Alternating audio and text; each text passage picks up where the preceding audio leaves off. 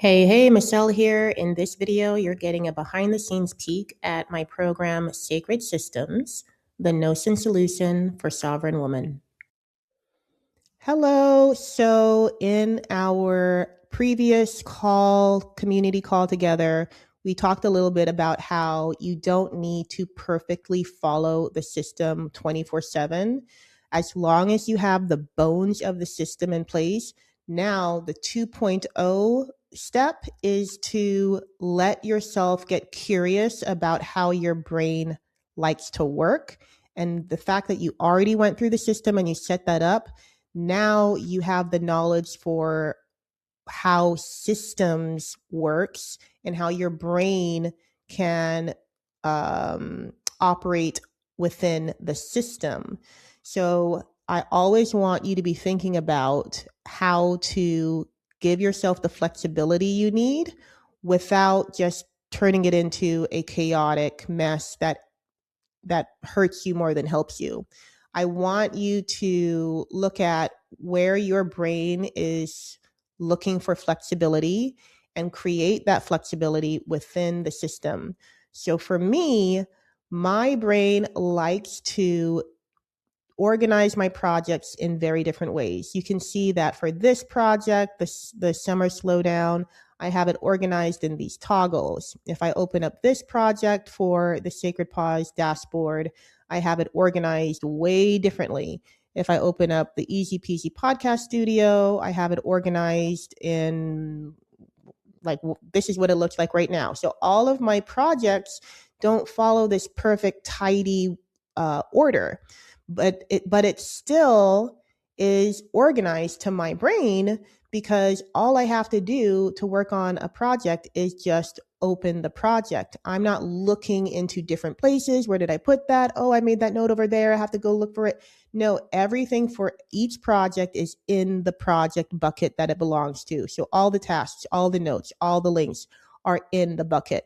Does it need to be perfect? No, it just needs to be in the bucket.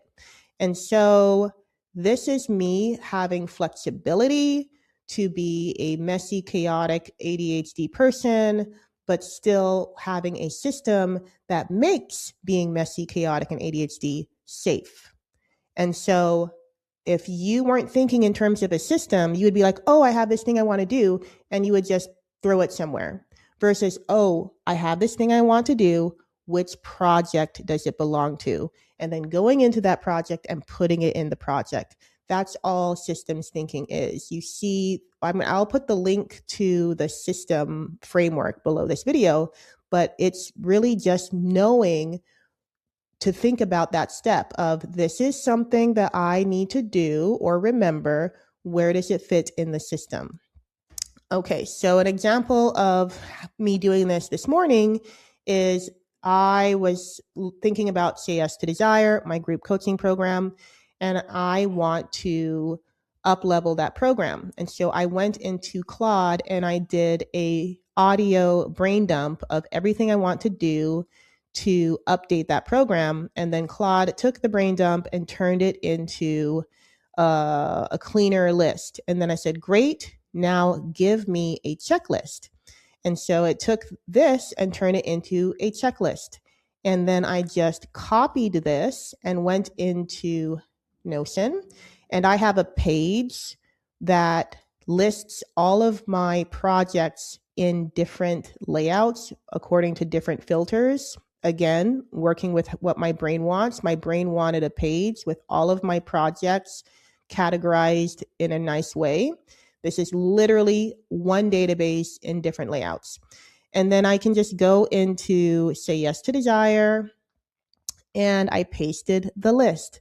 If I was trying to be perfect, I would have put this checklist into the task database for this project. But I don't need that. Like I can tune into myself and say, I don't need to do that. That'll just be overkill. I'm just going to have this brain dump list that Claude gave me, and this is enough. I don't need it to go into a database. It's enough. It's good enough that it is in the project. Okay, so when I do my weekly review, that is when, let's go into the review. Or actually, I don't know if I want to do that because it might have sensitive information. But in the review, that is where you're looking at all of your projects and you're deciding, what am I going to do this week?